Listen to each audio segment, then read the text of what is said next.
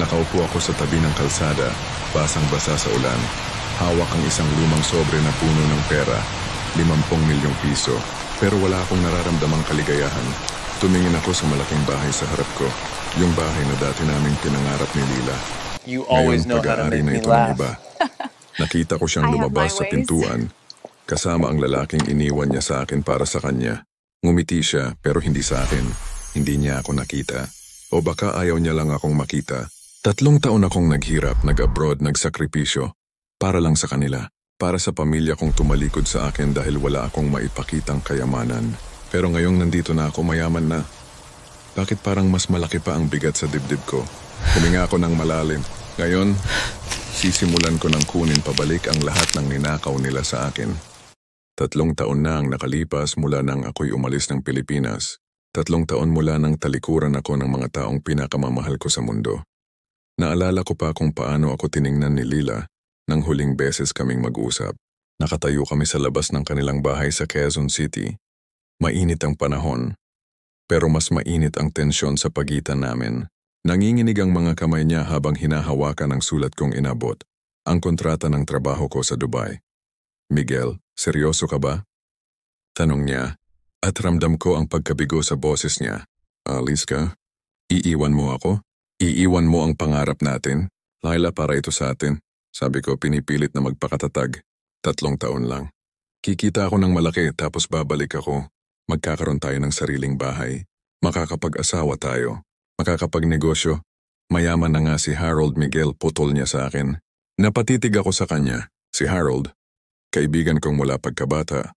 Ang lalaking laging nandoon. Laging may pera. Laging may ngiti para sa lahat. Nag-alok siya na tulungan ang pamilya ko. Nag-alok siyang samahan niya ako. Naramdaman ko ang pagkabasag ng puso ko sa sandaling iyon. Pero hindi ako umiyak. Hindi ako sumigaw. Tumango lang ako. Kung yun ang gusto mo, bulong ko. Pero babalikan kita, Lila. Babalikan ko kayong lahat at ipapakita ko sa inyong mali kayo. Umalis ako kinabukasan. Walang paalam. Walang huli. Sa Dubai ang buhay ko ay naging isang walang humpay na digmaan. 3 buwan akong natulog sa sahig ng shared apartment na may 8 kasama. 5 oras lang ang tulog ko araw-araw. Nagtrabaho ako bilang construction worker, dishwasher, delivery driver. Lahat ng trabahong kaya kong gawin. Ang sweldo, kaunti, pero nagtipid ako ng husto. Isang gabi, habang nagde-deliver ako ng pagkain, nakilala ko si Mr. Ahmed, isang matandang negosyante, na may problema sa logistics ng kanyang kumpanya. Nakita niya kung paano ko pinaplano ang ruta ko ng mabilis at epektibo. Ikaw, Pilipino ka? Tanong niya. Opo, sir, sagot ko. Pagod na pagod na. May utak ka, sabi niya. Bakit nandito ka sa kalye? Halika sa opisina ko bukas. Hindi ako natulog ng gabing iyon. Kinaumagahan, pumunta ako sa kanyang opisina. Binigyan niya ako ng pagkakataon, maging logistics coordinator ng kanyang shipping company. Hindi ito biro, malaki ang responsibilidad, pero handa ako. Sa loob ng 1 taon, nagdouble ang kita ng kumpanya dahil sa mga sistema kong inimbento. Binigyan ako ni Mr. Ahmed ng partnership offer. Sa loob ng 2 taon pa, naging co-owner na ako. Kumita ako ng higit 50 milyong piso. Pero sa tuwing titingin ako sa salamin, wala akong nakikitang tagumpay. Nakikita ko lang ang lalaking iniwan, ang lalaking ginamit, ang lalaking niloko. Isang araw tumanggap ako ng mensahe mula sa kapatid ko, si Anton. Kuya, si nanay, may sakit. Advanced stage na. Kailangan natin ng pera para sa treatment. Pero si Harold at Leila, ayaw na nilang tumulong. Sabi nila, wala na tayong kinalaman sa kanila ngayon. Napahawak ako sa dibdib ko. Nasaktan ako. Galit ako. Pero mas nanaig ang desisyon ko. Panahon na para umuwi. Pagdating ko sa Pilipinas, hindi ako umuwi agad sa amin. Dumiretso ako sa pribadong ospital kung nasaan si nanay. Binayaran ko ang lahat ng gamutan, operasyon, gamot, pero hindi ko siya pinakita ang sarili ko. Ayokong makita niya akong ganito, puno ng galit. Mula sa ospital, dumiretso ako sa Forbes Park. Bumili ako ng bahay, yung mansion na halos katabi lang ng tirahan ni na Harold at Lila. Oo, kasal na sila. Alam ko, nakita ko sa social media. Masaya sila? O mukhang masaya. Pero ang hindi nila alam, pag-aari ko na rin ang kumpanya ni Harold. Sa pamamagitan ng mga kaibigan kong negosyante sa Dubai, bumili ako ng karamihan ng shares ng construction company niya. Technically, ako na ang boss niya ngayon. Pero hindi niya pa alam. Nakatayo ako sa balkonahe ng bagong bahay ko, tinitignan ang kanilang bahay sa kabilang daan. Ngayon, magsisimula na ang laro. Pero bago ko pa man masimulan ang planong paghihiganti ko, may dumating na sulat, galing kay Lila. Ang nakalagay lang, kailangan kitang makausap tungkol kay Harold, tungkol sa katotohanan. Hindi ko inasahang makikita ko siya ng ganito. Ilang araw matapos kong matanggap ang sulat, pumunta ako sa isang cafe shop sa Makati, yung lugar na madalas naming puntahan dati. Nandun na siya nang dumating ako, nakaupo sa sulok, nakasuot ng simpleng damit, walang makeup, malayo sa glamorous na imahe niya sa social media. Tumayo siya nang makita niya ako. Natigilan. Namutla. Miguel, bulong niya. Umupo ako sa harap niya nang walang imik. Tahimik lang ako. Pero ramdam kong bumibilis ang tibok ng puso ko. 3 taon kong hinintay ang sandaling ito. Ang pagkakataong harapin siya, tanungin siya, sigawan siya. Pero ngayong nandito na ako. Wala akong masabi. Siya ang nagsalita una. Salamat sa pagpunta mo. Bakit mo ako pinatawag? Tanong ko, malamig ang boses. Tumingin siya sa ibaba, namumula ang mga mata. Kasi kailangan mong malaman ang totoo. Ano, nainiwan mo ako para sa pera? Alam ko na yan, Leila. Hindi. Sigaw niya at nagulat ako. Tumulo ang luha niya. Hindi dahil sa pera, Miguel. Pinilit ako. Napakunot ang noo. Ano nang ibig mong sabihin? Huminga siya ng malalim. 3 taon na akong nabubuhay sa kasinungalingan. Nung umalis ka, hindi ko alam na may utang pala ang pamilya ko kay Harold. 10 milyong piso. Ginawa niyang collateral ang bahay namin. Sabi niya kung hindi ako papayag na makipagrelasyon sa kanya, kukunin niya ang bahay. Paalisin niya ang pamilya ko sa kalye. Napahinto ako. Lahat ng galit ko biglang naging kalituhan. Sinubukan kong makiusap sa kanya, patuloy niya. Pero sabi niya isa lang ang paraan, ako. Ako ang gusto niya, kaya pumayag ako. Iniwan kita para sa kanila, para sa pamilya ko. Gusto kong maniwala. Gusto kong yakapin siya, pero may bahagi pa rin sa akin na nag-aalangan. Kung totoo yan, sabi ko. Bakit hindi mo sinabi sa akin? Bakit hindi mo ako hinintay? Kasi akala ko mas magiging masaya ka kung wala ako, sabi niya. Akala ko mas madali para sa'yo kung magtapos na lang tayo. Akala ko, mas deserve mo ang taong hindi ka sasaktan. Tumayo ako. Hindi ko kayang pakinggan pa. Deserve ko ang katotohanan, Lila. Hindi ang kasinungalingan. Bago ako lumabas, humarap ako sa kanya. At ngayong alam ko na ang totoo, ipapakita ko sa'yo kung ano ang tunay na hustisya. Pagkalabas ko ng cafe, tumawag ako agad sa lawyer ko. Plinano ko ang lahat. Pubuking ko si Harold sa harap ng lahat. Pero bago iyon, kailangan kong masiguro na protektado si Lila at ang pamilya niya. Pinayaran ko ng lihim ang utang ng pamilya niya. Dinala ko ang mga dokumento sa bahay nila, pero hindi ko sila kinausap. Iniwan ko lang sa gate. Gusto kong maramdaman nilang may nag-aalaga pa rin, kahit hindi nila alam kung sino. Pero si Harold, iba ang laban ko sa kanya. Sa board meeting ng kanyang kumpanya, doon ako unang nagpakita. Pumasok ako sa silid. Nakasuot ng mahabang itim na Amerikana, naka-shades. Lahat ng tao sa loob natigilan. Alam kong hindi nila ako kilala. Pero ako, kilala ko sila lahat. Magandang umaga, bati ko, umupo sa dulo ng mesa. Miguel Santos ang pangalan ko. At simula ngayong araw, ako na ang majority shareholder ng kumpanyang ito. Namutla si Harold. Tumayo siya. Ikaw yung, ako yung mahirap na iniwan mo, sabi ko, ngumiti.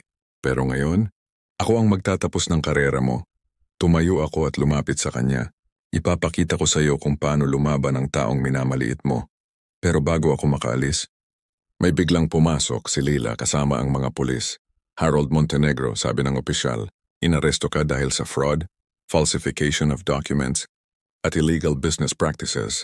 Napatingin ako kay Lila. Siya ang nag-report. At sa mga matang yon, nakita ko ang babaeng minahal ko, ang babaeng lumaban din sa sarili niyang paraan. Ang susunod na mga linggo, para akong nabuhay sa isang pelikula. Si Harold ay nakulong. Ang kumpanya niya tuluyang bumagsak. Lahat ng mga kontrata nagsara. Lahat ng empleyado na wala ng trabaho. At kahit papaano may parte sa akin na naawa. Hindi dahil sa kanya, kundi sa mga inosenteng nadamay. Pero hindi ako makakaatras. Sinimulan ko nang ayusin ang lahat. Binuksan ko ulit ang kumpanya pero sa ibang pangalan. Binigyan ko ng trabaho ang lahat ng dati niyang empleyado. Mas mataas pa ang sweldo. Ginawa ko itong simbolo na pwedeng bumangon ang isang organisasyon mula sa pagkakamali ng isa. Pero habang ginagawa ko to, dahan-dahan ding bumabalik si Lila sa buhay ko. Isang gabi, kumatok siya sa pintuan ko. Pwede ba tayong mag-usap? Tanong niya. Pinaupo ko siya sa sala. Tahimik. Walang imikan sa simula. Salamat, sabi niya. Sa ginawa mo, sa pamilya ko, sa akin, tumango lang ako. Hindi ko ginawa yun para sa'yo. Alam ko, sagot niya. Ginawa mo yun kasi mabuti kang tao. Kaya nga kita minahal dati, Miguel. Kasi kahit gaano ka kahirap nun, ikaw pa rin ang pinakamayaman na tao sa puso. Napapikit ako. Ayoko ng ganito. Ayoko ng emosyon. Ayoko ng mahal kita pa rin, sabi niya. Napalingon ako. Lila, alam ko wala na akong karapatan, patuloy niya. Alam kong sinasaktan kita. Pero kailangan mong malaman na kahit kailan hindi kita nakalimutan. Araw-araw kitang iniisip. Araw-araw kong pinagsisisihan ang ginawa ko. Tumayo ako. Pero tapos na, Lila. Tapos na tayo. Alam ko, sabi niya, tumayo rin. Pero bago ako tuluyang lumayo, gusto ko lang malaman mo na ang nanay mo gising na. Natigilan ako. Gising na siya, at hinahanap ka. Tumakbo ako papunta sa ospital. Pagdating ko nakita ko siya. Si nanay nakaupo na sa kama, nakangiti. Miguel, tawag niya. Lumapit ako, yumuko at niyakap siya. Umiyak ako. Unang beses sa 3 taon umiyak ako. Pasensya na nanay, bulong ko. Pasensya kung ngayon lang ako bumalik. Hinawakan niya ang mukha ko. Wala kang kasalanan, anak. Ginawa mo lang ang tama, pero ngayon nandito ka na. At yun lang ang mahalaga. Pero habang yakap ko siya, bigla siyang nagsalita ulit. Miguel, may kailangan kang malaman tungkol kay Harold. Tungkol sa pamilya natin. Napatigil ako, anak, magkapatid kayo. Parang tumigil ang mundo. Pinitawan ko si nanay. Tumingin ako sa kanya, nanginginig. Ano? Anong sinasabi mo? Huminga siya ng malalim. Si Harold. Anak siya ng yumaong tatay mo, pero hindi sa akin. May iba siyang asawa noon bago niya ako makilala. Iniwan siya ng babaeng yon at dinala si Harold. Hindi ko alam noon. Natuklasan ko lang noong nagkasakit ako dahil sa sulat na iniwan ng tatay mo. Napaupo ako sa tabi ng kama. Hindi ko alam kung ano ang dapat kong maramdaman. Galit? Lungkot?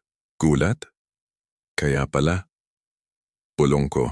Kaya pala kilala niya ako. Kaya pala lagi siyang nandyan. Alam niya ang lahat. Pero bakit? Bakit niya ginawa sa akin yon?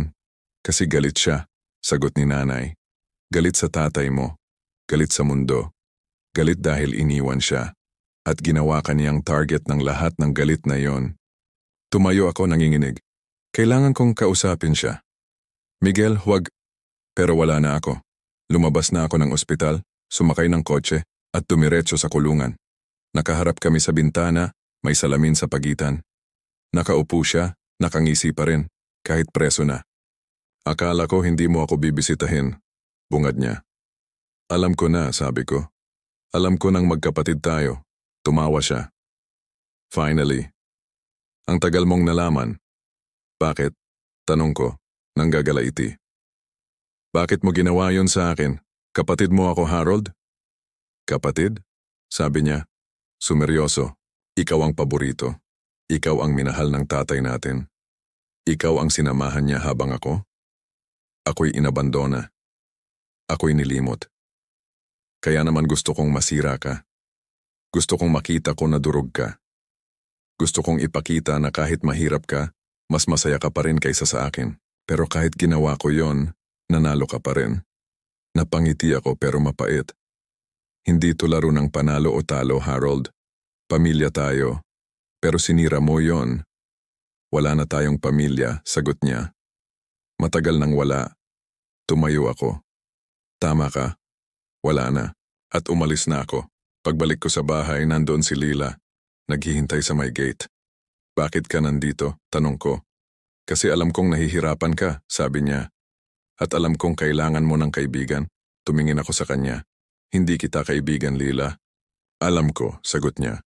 Pero nandito ako kahit anong mangyari. At sa gabing yon, sa unang pagkakataon sa mahabang panahon, hindi ako nag-isang umiyak. Pero kinabukasan, may pumasok na balita. Si Harold tumakas sa kulungan. At ang huling-huli sa CCTV, papunta sa bahay ko. Naalerto ang buong security team ko. Pinapaligiran nila ang bahay. Pero alam ko kung ano ang gusto ni Harold. Hindi pera, hindi bahay. Ako. Ako ang gusto niyang tapusin. Hinarap ko ang security chief ko.